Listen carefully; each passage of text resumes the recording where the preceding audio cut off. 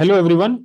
70th BPSC is exactly 3 months away from today. So we have our 70th BPSC prelims scheduled on 30th September. So we are exactly 3 months away from 70th BPSC prelims, and I believe this is the right time to get slowly into the prelims mode. So we will try to slowly move into the prelims mode. And before moving to make any plan, before we start making any plan or we start working on any strategy, we should ensure that we don't make some of the most common mistakes which are done by aspirants. So we will see what are some of the intangible mistakes. कुछ intangible mistakes ऐसी हैं जो कि आप commit कर सकते हो in your these 3 months. Like we will never start randomly, है ना? We will not start our preparation randomly. Randomly का मतलब क्या है कि let's say कि आपने एक प्लान बनाया कि I'll start my prelims preparation tomorrow. Okay. And then you start doing things randomly. मतलब कल आप लेट्स से कि करंट अफेयर्स लेके बैठ गए, आपको कुछ पता नहीं है कि कौन सी मैगजीन से पढ़ना है, कौन सा करंट अफेयर्स फॉलो करना है ना? हिस्ट्री को पहले करना है कि पॉलिटी को पहले करना है, किसकी प्रायोरिटी, किसका वेटेज क्या ज्यादा है, एंड यू स्टार्ट रैंडमली, है ना? कि you pick any book and you start doing things randomly. So that is a very bad way of starting things, है ना? ये आपको क्या करेगा, this will be a very low efficiency method. और ये आप 2-4 दिन में आप like you will be panicking कि अभी क्या हो रहा है ना. Will then the next thing is that कि second is without having a strong base you start doing test series, है ना? कोई टेस्ट सीरीज लगा लो. आपका बेस स्ट्रांग नहीं है, आपको हिस्ट्री के बेसिक फैक्ट्स नहीं पता है, या बेसिक इवेंट्स नहीं पता है, या बेसिक टाइमलाइन नहीं पता है, और आप टेस्ट सीरीज लगाने बैठ गए हो अभी से. आई am not talking about everyone, सबके लिए ये चीज नहीं बोल रहा हूँ. जिनका प्रिपरेशन 1-2 राउंड हो चुका है, well and good, you can start doing some test series. But before that, before solving any test series, you must first finish your previous year question and घटना चक्र. Then only you should approach test series. ये हम आगे जब अभी 69th का paper देखेंगे, then you will see the importance of this point, है ना? कि base strong का क्या मतलब है. Okay. The third mistake which you can commit is multiple topper और यूट्यूबर की स्ट्रैटेजी. सुन ली है आपने या सुनोगे आप आने वाले दिनों में, and you will have a problem of plenty. Problem of plenty मतलब कि बहुत सारे टॉपर्स हैं, सब टॉपर्स की अलग अलग स्ट्रैटेजी है, बहुत सारे यूट्यूबर्स हैं, इवन मी ऑल्सो, है ना? मैं भी अगर आपको कुछ बता रहा हूं तो उस पर किसी भी चीज पे ब्लाइंडली भरोसा नहीं करना है ना? Even I am telling you some strategy, some analysis, you don't trust it completely, है ना? आपको अपना दिमाग ज्यादा लगाना है ना. आई विल टेल यू कि अपना दिमाग कैसे लगाना है. सो अल्टीमेटली आप मल्टीपल टॉपर यूट्यूबर की स्ट्रैटेजी देखोगे, सबकी स्ट्रैटेजी अलग अलग होती है, लेकिन जो कोर चीजें हैं, कोर फैक्ट्स हैं या कोर स्ट्रैटेजी है, that I will be telling you in the coming part of this session. So again, आपने सेल्फ एनालिसिस नहीं किया खुद से अपने पेपर का या अपनी स्ट्रेंथ वीकनेस का, so again you will fall in the problem of plenty. Problem of plenty का मतलब एक और क्या है, too much on the plate. Too much on the plate का एक एग्जांपल हम देखते हैं. किसी एक्स टॉपर ने बोला कि करंट अफेयर्स के लिए यू हैव टू रीड एडुटेरिया, है ना? कोई वाई टॉपर ने कहा कि आपको पीटी 365 पढ़ना है ना? कोई जेड टॉपर ने बोला कि घटना चक्र पढ़ना है, प्रतियोगिता दर्पण पढ़ना है, क्रॉनिकल पढ़ना है. नाउ यू आर कंफ्यूज कि मुझे क्या करना है. So this is the problem of plenty. Similarly for other subjects also this can be the problem. कोई टॉपर आपको बोलेगा कि नहीं नहीं ये नहीं करना है, but he is telling based on his experience only, है ना? So you must base your preparation. आप अपनी तैयारी अपने सेल्फ एनालिसिस के बेस पे करोगे, ना कि किसी टॉपर की रेडीमेड स्ट्रेटजी को यूज करके. आप डेफिनेटली आप 10 चीजें देखो, समझो उनको, आप अच्छी चीजों को आप उसको अपने प्लान में या अपने स्ट्रैटेजी में इंक्लूड करने की कोशिश करो. That is a very different thing. But सबसे पहले हम क्या करेंगे, खुद का सेल्फ एनालिसिस करेंगे, and then will start moving forward. So again, this problem of plenty and too much on the plate will lead to what? Confusion and low self confidence. So this is the very big problem. Okay, so this is a very big problem of low self confidence. In the last few weeks I have talked to many students, and they are telling, despite having preparation, despite उन्होंने पढ़ रखा है, they are having a very low self confidence कि sir मेरा prelims नहीं निकलेगा, या मैं ऐसे इतना कैसे कर पाऊंगा, या लाइक क्या स्ट्रैटेजी होनी चाहिए, क्या नहीं होनी चाहिए. So will end this confusion part today, है ना? Will start with the first step and then will start our 70th BPSC prelims plan.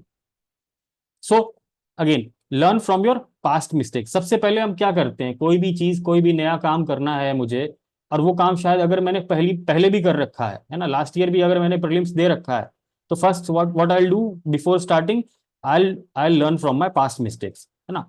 As the very famous like philosopher, Chinese philosopher has said, a man who has committed a mistake and doesn't correct it is committing another mistake। तो हमने अगर पिछली बार अगर 69th में हमारा कुछ performance रहा, किसी का 75 मार्क्स आए होंगे, किसी के 40 मार्क्स आए होंगे, किसी का कट ऑफ से बहुत कम से रुका होगा, there could be multiple factors. तो हम सबसे पहले क्या करेंगे, अपने पास्ट मिस्टेक्स को एक बार वापस से गो थ्रू करेंगे। Getting my point? So what will do, सबसे पहला काम हम स्टार्ट कर रहे हैं प्रीलिम्स के लिए preparation, will have a PYQ reflection, mostly of 68 और 69, दो पेपर का लेंगे। If you have given 69 well and good, जो कई बार दे चुके हैं attempt, they can of course go little backward, 68 का भी कर सकते हैं, 69 का भी कर सकते हैं। I tell you those things how to do that. Okay, तो सबसे पहले पीवाईक्यू का रिफ्लेक्शन करेंगे। Will sit down with our 69 prelims paper. आप लोग सब अपने 69 प्रीलिम्स का पेपर जो आपने एक्चुअल अटेम्प्ट किया था लास्ट ईयर, उस पेपर को लेके बैठेंगे किसी दिन, मे बी कल लेके बैठेंगे। And what you will do, you will try to recall your mistakes. आपने क्या क्या गलतियां की, लेट्स से कि आपने 5 गलतियां की जो बहुत ही सिली मिस्टेक कहलाती है ना। आपने 5 गलतियां की बबलिंग एरर में, आपने 2 गलतियां की है ना रीडिंग मिस्टेक करने में, लाइक कैनॉट, नॉट, है ना, इस तरह के मिस्टेक्स किए आपने। तो दैट यू विल रिकॉल कि आपने कितने क्वेश्चंस मिस्टेक किए, X number of questions you did wrong because of this particular reason. I tell you how to record those things in your rough sheet. दूसरा, हम देखेंगे कि क्या कोई क्वेश्चन हम सॉल्व कर पाए या ना सॉल्व कर पाए एक नॉलेज गैप के कारण, है ना, कि मुझे उस चीज के बारे में कंसेप्चुअल पता ही नहीं था। लेट्स से कि कोई वैक्सीन के 2 क्वेश्चंस थे। अब आपको क्या वैक्सीन की बेसिक्स के बारे में नहीं पता, एंटीजन क्या होता है, एंटीबॉडी क्या होता है ना। अगर आपको ये बेसिक नहीं पता है तो that will come into knowledge gap, because ये वैक्सीन वाली टेक्नोलॉजी और वैक्सीन के बेसिक्स लास्ट के 3-4 साल से बहुत ज्यादा न्यूज में है। और लाइक एक इंटेलेक्चुअल, एक एस्पिरेंट के लिए ये सब चीजें जानना जरूरी है, साइंस एंड टेक वाले पार्ट में एटलीस्ट। ठीक है, फिर आप ये भी रिकॉल करने का ट्राई करेंगे कि उस पीरियड में, लाइक लास्ट ईयर, आपका स्ट्रेंथ पार्ट क्या था, आपका वीकनेस क्या था, है ना। कौन सा सब्जेक्ट आपका स्ट्रेंथ था, लेट से किसी का स्ट्रेंथ हिस्ट्री रहता है, किसी का ज्योग्राफी रहता है, किसी का इकोनॉमी रहता है, किसी का करंट अफेयर्स रहता है। Like in that way you can analyse your strength and weakness, और आज के समय में आपकी स्थिति क्या है। ये तो हम लास्ट ईयर का रिकॉल कर रहे हैं, बट आज आप वापस से पेपर इसको देखोगे तो then you will start recalling कि नहीं, ये चीज तो मेरे को अब पता चल गई। लेट्स से कि अगर लास्ट ईयर वुड्स डिस्पैच 1854 के बारे में पूछा था, तो अगर आपको लास्ट ईयर नहीं पता था वो चीज और आपने इस बार स्पेक्ट्रम पढ़ ली है, उस चीज को अच्छे से पढ़ लिया है, then you are very much sure कि लास्ट ईयर आपका ये नॉलेज गैप के कारण क्वेश्चन गलत हुआ था, है ना। This was not a tough question, it was just because you didn't read it properly. Again, चौथी चीज क्या देखेंगे, अप्रोच ऑफ अटेम्प्टिंग पेपर। तो हम 69 का पेपर देख रहे हैं, विल सी, हमने पेपर अटेम्प्ट किया है, वहां पर हमारी मार्किंग्स होंगी, जो भी मार्किंग्स होंगी आपके पेपर में ना, 1 2 3, या जैसे भी पेपर का अटेम्प्ट का मार्किंग होगा, वो आप एक बार वापस से गो थ्रू करोगे। यू विल सी कि क्या आपने पेपर कैसे अटेम्प्ट किया, है ना, क्या उसमें कोई फॉल्ट था, क्या आपने 1 नंबर क्वेश्चन से स्टार्ट करके सीधे एक से 150 तक गए, कि आपने अपना स्ट्रेंथ वाला पोर्शन ढूंढा कि लाइक 25, क्वेश्चन नंबर 25 से हिस्ट्री का क्वेश्चन है ना, and you are able to solve these question, so आप 25 से स्टार्ट किए, है ना। आपके पेपर का अटेम्प्टिंग का अप्रोच क्या है, क्या आपने एक राउंड करने के बाद बबल भर दिया, है ना, कि आप लास्ट में बबल भर रहे हो और मिस्टेक्स कर रहे हो ना। These things you have to note it down, है ना, कि जो आपको लगता है कि आपकी गलतियों की वजह से ये सब हुआ है, 10-15 नंबर का लॉस या 4-5 नंबर का लॉस, जो भी हुआ है ना, you make a, to try to make a fair assessment ना, इस चीज का आपको एक असेसमेंट करना है। And then how to make an assessment, एक रफ शीट लेंगे हम, A4 शीट लेंगे, उसमें हम क्या करेंगे, एक्स नंबर ऑफ क्वेश्चंस लिखेंगे, and then will write silly mistakes, है ना। एक्स नंबर ऑफ क्वेश्चंस मतलब लेट्स से कि आपके 10 क्वेश्चन या 15 क्वेश्चन किसकी वजह से गए, सिली मिस्टेक्स की वजह से गए। और सिली मिस्टेक्स में भी स्पेसिफिक जाएंगे कि बबलिंग एरर किया, कि मिसरेड क्वेश्चन, मतलब क्वेश्चन को पढ़ने में गलती की, कि चेंज ऑफ माइंड कर दिया, कि पहले मैंने ये ऑप्शन मार्क किया एंड देन जब दूसरे राउंड में आए तो मैंने इसको काट के फिर ये वाला ऑप्शन मार्क कर दिया। ठीक है, क्या मैंने ये किया इस वजह से मेरी गलती हुई, क्या मेरा लास्ट मिनट अटेम्प्ट किया मैंने कि लास्ट में बबल भर रहे हैं और 4-5 क्वेश्चन बचे हैं और फटाफट फटाफट फटाफट कुछ भी मार्क करके आ गए, है ना, फिर वहां पर 1-2 क्वेश्चन लूज कर गए। So we'll very minutely analyse, very very minutely make an assessment of where we went wrong, हम कहाँ गलती करके आए, है ना। So this is a like I have given just 4-5 samples on how you can make an assessment. तो पहला assessment कैसे कर सकते हैं, सिली मिस्टेक्स, क्योंकि है ना जो गलतियां होती हैं और जो कट ऑफ के आसपास मार्जिन रहता है ना, उसमें मोस्टली सिली मिस्टेक्स के कारण आप कट ऑफ लूज करते हो, है ना। It's not because of your knowledge, everyone can clear the cut off who has read things sincerely and जो जिन्होंने बेसिक चीजें फॉलो की है, ठीक है। Second, X number of questions, lack of knowledge. जैसे मैंने ऊपर बताया कि आपको अब 5G का क्वेश्चन था, अगर आपको 5G के बारे में बिल्कुल ही नहीं पता है, आपने पढ़ा ही नहीं है कभी ढंग से, तो that is lack of knowledge, because ये 5G question was in 5G is in news from last 4-5 years, even NCERT में भी दिया हुआ है 5G के बारे में और जो उसके ऑप्शंस थे। So if you are doing this question wrong, you have lack of knowledge, ठीक है। सिमिलरली हम नोट कर लेंगे कि 5 क्वेश्चन मेरे लैक ऑफ नॉलेज की वजह से गलत हुए। Then X number of questions, lack of revision. कई बार ऐसा होता है कि हम पढ़ के तो गए हैं सब कुछ, लेकिन वहां ऑप्शंस में कंफ्यूज हो रहे हैं, है ना, ऑप्शंस में कंफ्यूज हो रहे हैं कि ये मार्क करें कि ये मार्क करें, है ना। So that is because of lack of revision. तो ऐसे क्वेश्चंस में आपकी गलती हुई है तो यू नोट, यहाँ लेट से 5 क्वेश्चन मेरे यहाँ गलती हुए, है ना। X number of questions repeated, again आपको जब आप 69 से बैकवर्ड जाओगे, है ना, I am talking right now specifically about BPSC का पीवाईक्यू, अभी और कोई पीवाईक्यू की बात नहीं कर रहे, सिर्फ बीपीएससी का आपका सीसीई जो एग्जाम होता है ये, उसके बारे में बात कर रहे हैं। तो इसके पीवाईक्यू को आप पीछे जाओगे, बैक ट्रैक करोगे, तो यूल सी कि कितने नंबर ऑफ क्वेश्चंस रिपीटेड है।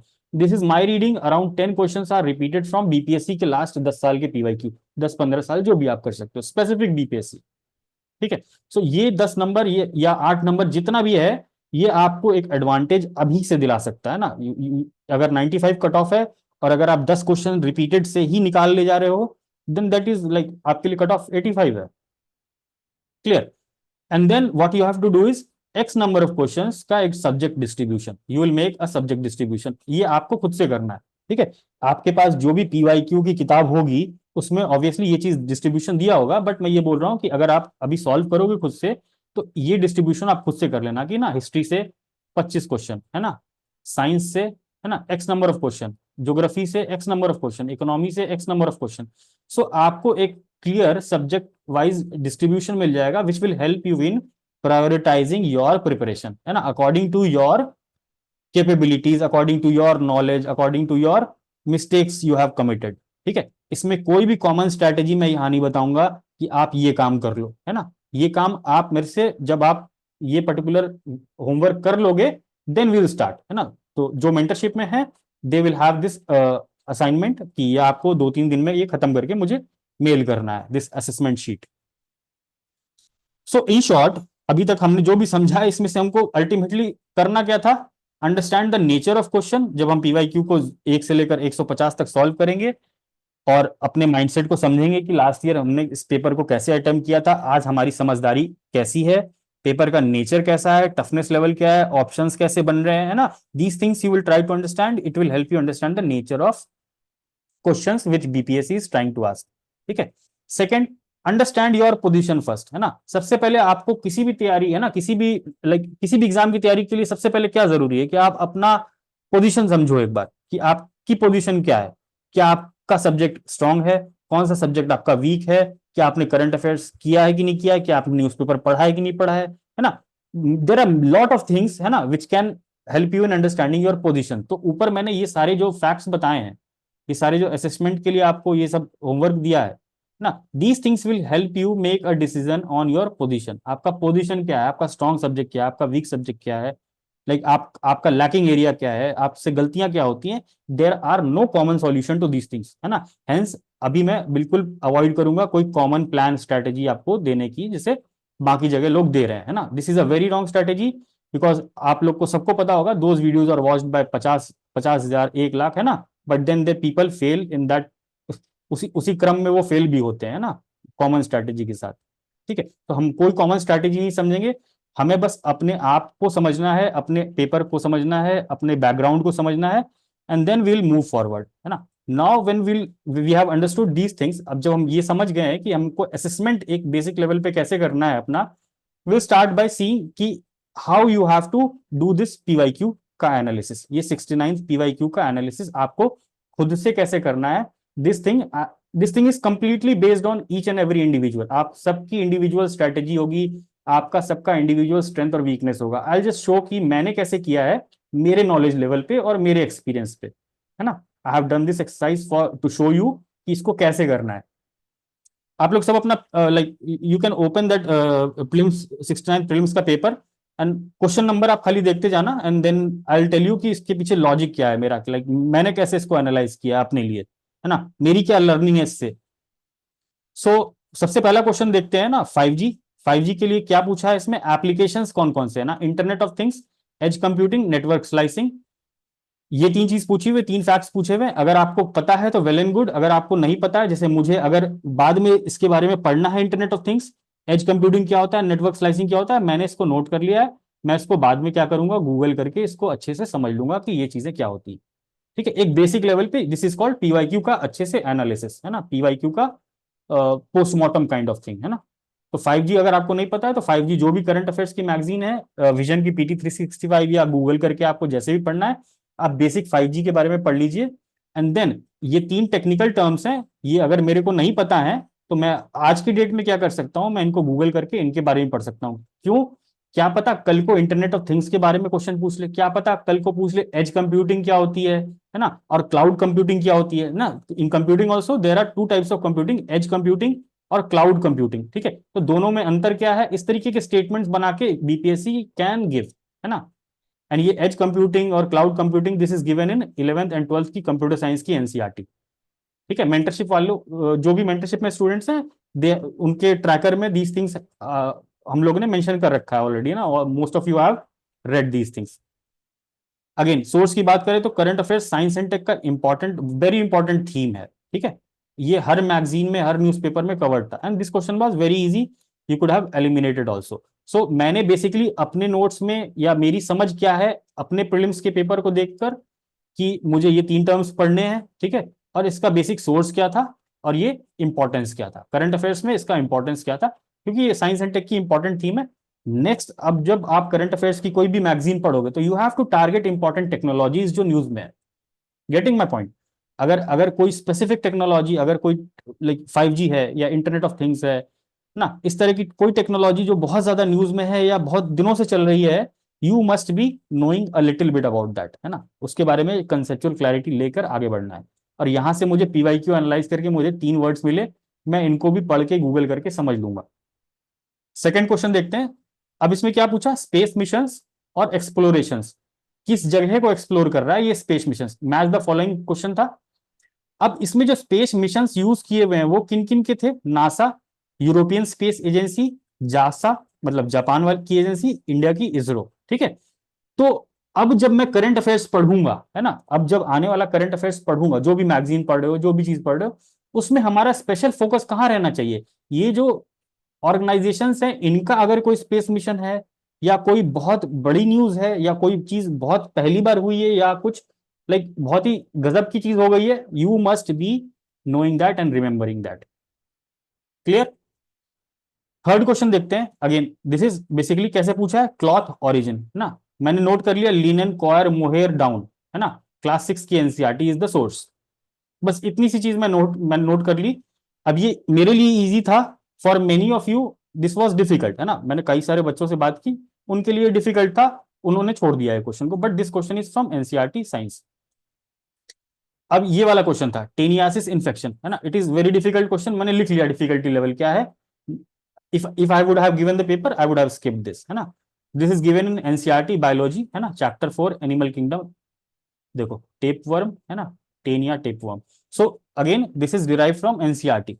सो एनसीईआरटी की भी रेलेवेंस आप देखते चलो, है ना, कि हमको सोर्स भी क्या क्या फॉलो करना है। Then fifth question is about computer languages, है ना, ये क्वेश्चन एलिमिनेशन से सॉल्व हो सकता था ना, according to my reading. Basic knowledge is required, computer science की बेसिक नॉलेज पता होनी चाहिए, कंप्यूटर लैंग्वेजेस क्या होते हैं ना, जावा, पाइथन, है ना, इस तरीके से बेसिक लैंग्वेजेस हर कोई पढ़ता है, 10th की कंप्यूटर साइंस की एनसीईआरटी में भी आपको मिल जाएगा। और लूसेंट टाइप के बेसिक किताबों में ये लैंग्वेजेस के बारे में तो एटलीस्ट सब जगह ही दिया रहता है। इवन आप घटना चक्र साइंस सॉल्व करोगे तो वहां पर भी कंप्यूटर का सेक्शन है, वहां पर भी आप इस क्वेश्चन को आप like you can get this question there. Again six question, chat GPT का फुल फॉर्म पूछा, this is very easy for me, मेरे लिए बहुत इजी है, लेकिन बहुत बच्चों के लिए उनको नहीं पता था, वो जीपीटी का फुल फॉर्म नहीं पता था। ठीक है, so this is about curiosity. अब ये क्वेश्चन को सॉल्व करना है तो आपको बहुत ज्यादा क्यूरियोसिटी रखनी पड़ेगी। अगर आप कोई चीज भी देखें, आपको क्यूरियस रहना पड़ेगा, लाओ मैं जरा सा गूगल करके देख लूं इसका फुल फॉर्म क्या है। No one will come to tell you कि आओ चैट जीपीटी का फुल फॉर्म देख लो, ये तो बड़ी बेसिक सी चीज है। अब आप सोचो कि इतना बेसिक सा क्वेश्चन अगर आप गलत करके आ रहे हो एग्जाम में, so this is a crime actually. Getting my point? तो टू मच इन न्यूज, जो टेक्नोलॉजी बहुत ज्यादा न्यूज में है, थोड़ा सा उसको गूगल करके या यूट्यूब पे कोई शॉर्ट वीडियो देख के, है ना, उसके कंसेप्ट को क्लियर कर लेंगे। टेस्ट ऑफ टंग, ठीक है, एक question, seventh question, test of tongue, it is a very easy question, है ना, एलिमिनेशन के थ्रू आप इसको सॉल्व कर सकते थे। और ये टेस्ट ऑफ टंग 2 साल पहले बीपीएससी में पीवाईक्यू में पूछा हुआ है। सो मैं पीवाईक्यू का आपको इंपॉर्टेंस भी बताता चलूंगा कि ये पीवाईक्यू का इंपॉर्टेंस क्या है। टेस्ट ऑफ टंग, ये पीवाईक्यू 2 साल पहले के क्वेश्चन में पूछा गया है, ठीक है। अगेन, आठवां क्वेश्चन क्या था? डिसऑर्डर, स्मेल का डिसऑर्डर क्या है, स्लीप डिसऑर्डर क्या है, ईटिंग डिसऑर्डर क्या है, शॉर्टनेस ऑफ ब्रेथ का डिसऑर्डर क्या है। तो मैंने ये नोट कर लिया कि हाँ, disorders are being asked by BPSC, और इसमें नाम भी आप लिख सकते हो ना, अगर आपको नाम भी लिखना है तो आप अपना अपने नोट्स में अपने हिसाब से नाम भी लिख सकते हो। आई एम टेलिंग दिस बिकॉज कि अगली बार वो क्या करेगा, वन लाइनर पूछ देगा कि this particular disorder is related to what, यही 4 ऑप्शन देगा आपको, है ना, इस बार वन लाइनर बना के देगा। सो यू विल सी कि पीवाईक्यू का क्या रोल होता है ना। तो एटलीस्ट जो हम ईमानदारी से जितनी चीज कर सकते हैं, will try to do. Similarly question number 9 क्या था?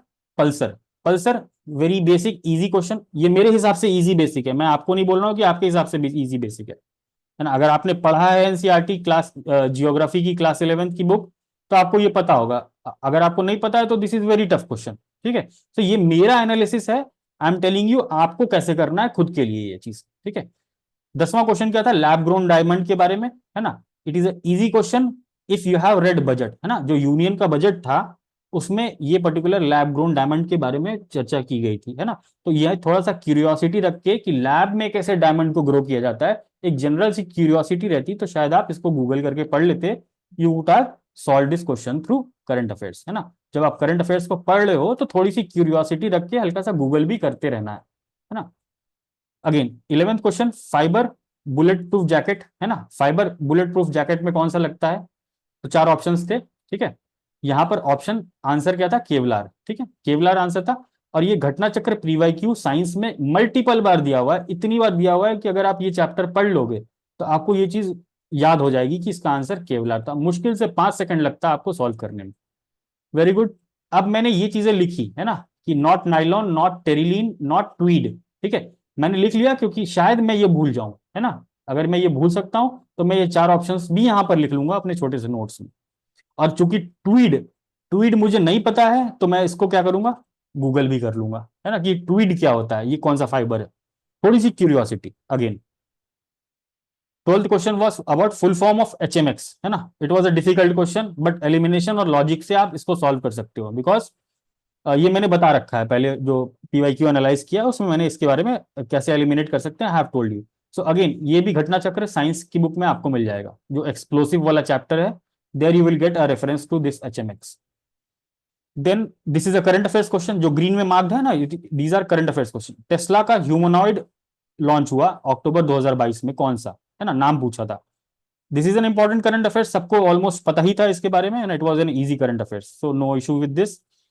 फिर एक 14th क्वेश्चन है, मैनहट्टन प्रोजेक्ट क्या है ना। सो this was first nuclear weapon project, and this was in current affairs newspapers, because जो मूवी ओपनहाइमर रिलीज हुई थी उसके अराउंड बहुत सारे आर्टिकल्स न्यूज़पेपर में आए थे which talked about this nuclear weapon project of United States. So this was asked in reference to this current affairs, और ये आपको न्यूज़पेपर में, करंट अफेयर्स मैगजीन में मिल जाता ना।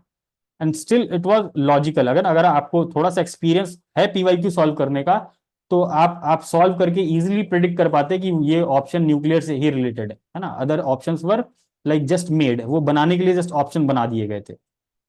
क्लियर? 15th क्वेश्चन देखते हैं, मिरर से रिलेटेड क्वेश्चन था। इमेजेस कहां फॉर्म होती है, पोजीशन क्या है ना। इसमें पूछा था बेसिकली कि अगर ये आपका कॉन्केव मिरर है, आप इमेज, अगर अगर आपका ऑब्जेक्ट यहां रखा है सेंटर ऑफ कर्वेचर के इधर, तो आपकी इमेज कहां बनेगी। तो अगेन आप देख यहां पर ये देख पाओगे कि पहले बीपीएससी कितना बेसिक क्वेश्चन पूछता था कि कौन सा कनकेव मिरर है ना, कॉन्केव मिरर और कॉन्वेक्स मिरर का यूज क्या है, या power of, like power of mirror क्या है, डायोप्टर है क्या है ना, पावर ऑफ लेंस क्या है। इस तरह की बेसिक फैक्चुअल क्वेश्चंस पूछता था। लेकिन अभी आप ये क्वेश्चन को सॉल्व जब करोगे तो आप देखोगे कि इसमें कितनी बेसिक सी चीज पूछी हुई है, कि अगर कोई कॉनकेव मिरर है या कॉन्वेक्स मिरर है, उसमें अगर हम ऑब्जेक्ट को सेंटर ऑफ कर्वेचर पे रखते हैं तो हमारा इमेज कहाँ फॉर्म होगा, ये पूछा था, बेसिक सा क्वेश्चन। ठीक है, अगेन दिस इज कवर्ड बहुत अच्छे से इन एनसीईआरटी साइंस। आप लूसेंट में देखोगे, लूसेंट में मिल जाएगा, और घटना चक्र के पीवाई क्यूब फिजिक्स के सॉल्व करोगे तो अगेन आपकी कंसेप्चुअल बिल्डिंग, वहां से कंसेप्चुअल क्लैरिटी हो जाएगी। सो अगेन ये मेरे लिए इजी क्वेश्चन है, क्योंकि मैं आईआईटीएन हूं, है ना, मैं एक इंजीनियर हूं, मैंने बचपन से साइंस पढ़ा है ना, मेरी कंसेप्चुअल क्लैरिटी है, इसीलिए मेरे लिए क्वेश्चन बहुत ईजी है। आपके लिए क्वेश्चन डिफिकल्ट है, आप अपने नोटबुक में इस चीज को एज ए डिफिकल्ट क्वेश्चन मान के चलोगे, and then you will say कि ओके, मेरे को ये चैप्टर अच्छे से कंसेप्चुअली पढ़ना है, क्योंकि इससे क्वेश्चंस रिपीट हो रहे हैं। So getting my point. 25th question was asking the full form of messenger mRNA। बहुत इजी क्वेश्चन है ये, घटना चक्र लूसेंट हर जगह है ना, हर जगह आपको मिल जाएगा। अगर आप डीएनए आरएनए वाला जो चैप्टर है ना, लूसेंट में भी आपको बिल्कुल क्लियरली दिख जाएगा मैसेंजर आरएनए, इसका मतलब है। सो एनसीईआरटी में भी बहुत अच्छे से दिया हुआ है, लूसेंट में भी दिया हुआ है, और घटना चक्र साइंस में तो ऑब्वियसली दिया हुआ है। सो अगेन आप देख रहे हो कि घटना चक्र का क्या रिलेवेंस चल रहा है यहाँ पर, है ना। I am not telling exactly repeat कर रहा है क्वेश्चन, बट है ना, you will be able to solve with these sources. तो सोर्सेज भी आप एक बार देखते चलो, सोर्सेज पे will discuss it separately. 26 question, AC current produced by, किस चीज से एसी करंट, अल्टरनेट करंट जो बनता है वो किस चीज से प्रोड्यूस होता है ना। चार ऑप्शंस दिए हुए थे ना, transformer, choke coil, dynamo, none of the above, इस तरीके का था। तो अगेन ये थोड़ा सा टफ कंसेप्चुअल क्वेश्चन है, but if you know you know about if you are clear about the electricity chapter, so you will be able to do this question। थोड़ा सा tough conceptual clarity is required ना, directly कुछ नहीं पूछ रहा है इसमें, पूछ रहा है कि एसी करंट किसके द्वारा प्रोड्यूस किया जा सकता है, ट्रांसफार्मर, चोक कॉइल, डायनामो, थोड़ा सा टेक्निकल डेप्थ में है। ठीक है, अगेन एनसीईआरटी में ये चीजें दी हुई है, घटना चक्र पीवाईक्यू फिजिक्स सॉल्व करोगे वो आपको वहां पर मिल जाएगी। फिर करंट डेंसिटी पूछा है, करंट डेंसिटी स्केलर है कि वेक्टर है ना। पहले आपसे पूछता था कि टाइम स्पीड है ना, डिस्प्लेसमेंट है, वेलोसिटी है, एक्सेलरेशन है, क्या ये स्केलर और वेक्टर है। ये तो बहुत इजी, बहुत बच्चे लेवल के क्वेश्चंस पूछे जाते थे। अब थोड़ा सा डेप्थ में जाके ये पूछ रहा है कि करंट की जो डेंसिटी है वो स्केलर है कि वेक्टर है। सो दिस इज लाइक एक स्टेप अंदर, पहले भी वो स्केलर वेक्टर पूछता था BPSC, now also it is focusing on scalar vector, but उसने जो क्वांटिटी चूज की है ना, current density, it has asked in a little depth. So again, this is also derived from NCERT। ठीक है, फिर एक क्वेश्चन था, मेडिकेशनल क्लास किसको कहते हैं, like this was a very vague question है ना, तो इसको लाइक टफ ही मान सकते हैं ना, this was a very tough question. एक यहां से मुझे टर्म मिला, फार्माकोलॉजिकल इफेक्ट, है ना, मैं इसको यहाँ पर नोट कर लिया, मैं इसको गूगल करके पढ़ लूंगा अपनी क्यूरियोसिटी के हिसाब से। ठीक है, but it this was a tough question, again NCERT में दिया हो तो दिया हो ना किसी चैप्टर में, but this was a very vague question. फिर 29th क्वेश्चन था एक, इट वाज आस्किंग कि केमिकल रिएक्शन रेट क्या होता है ना, किससे बढ़ता है किससे घटता है, कैटलिस्ट का बेसिकली रोल पूछ रहा था। वेरी बेसिक क्वेश्चन, अगर आपको बेसिकली पता है कि कैटलिस्ट का मतलब क्या होता है तो आप आराम से इसको एलिमिनेट कर सकते थे, है ना, इजी बेसिक क्वेश्चन पूछा है, कंसेप्चुअल